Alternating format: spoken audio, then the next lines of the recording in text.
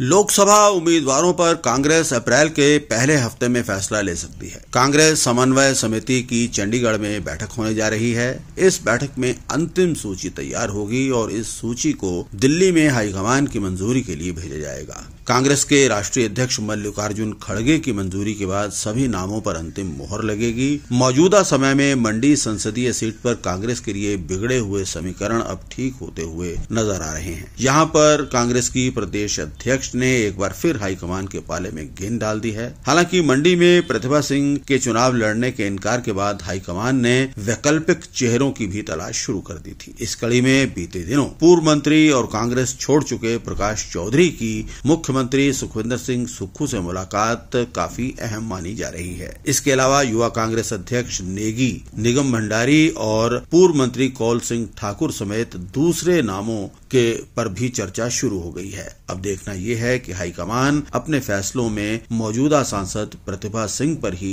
दाव लगाएगी या फिर किसी दूसरे नेता को अवसर दिया जाएगा। हिमाचल में कांग्रेस के भीतर जिन चेहरों को लेकर कशमकश चल रही है उनमें कांगड़ा संसदीय क्षेत्र से डॉक्टर राजेश शर्मा और पूर्व मंत्री आशा कुमारी समेत दूसरे नाम लिस्ट में शामिल हैं। मुख्यमंत्री और उप मुख्यमंत्री के गृह क्षेत्र हमीरपुर में बड़ी बगावत झेलने के बाद कांग्रेस फूंक फूंक कर कदम रख रही है। पूर्व विधायक सतपाल रायजादा और पूर्व मंत्री रामलाल ठाकुर समेत अन्य के नाम संभावितों की सूची में है। कांग्रेस हाईकमान को इनमें से एक नाम का चयन आगामी बैठकों में करना है। शिमला संसदीय क्षेत्र से विधायक विनोद सुल्तानपुरी अब भी टिकट की रेस में सबसे आगे हैं, लेकिन विधानसभा की नंबर गेम की वजह से उन्हें मैदान में उतारने के लिए संशय है। यहाँ से दयाल प्यारी और अमित नंदा समेत दूसरे चेहरों को कांग्रेस विकल्प के तौर पर देख रही है। फिलहाल कांग्रेस की अंतिम सूची चंडीगढ़ में होने वाली समन्वय समिति की बैठक में ही तैयार होगी। इस सूची में जिन नेताओं ने टिकट के लिए आवेदन किया है उन पर विचार किया जा सकता है। हालांकि मुख्यमंत्री सुक्खू और प्रदेश अध्यक्ष प्रतिभा सिंह पहले ही तय कर चुके हैं कि पार्टी जीतने की क्षमता रखने वाले चेहरों पर ही दांव लगाएगी।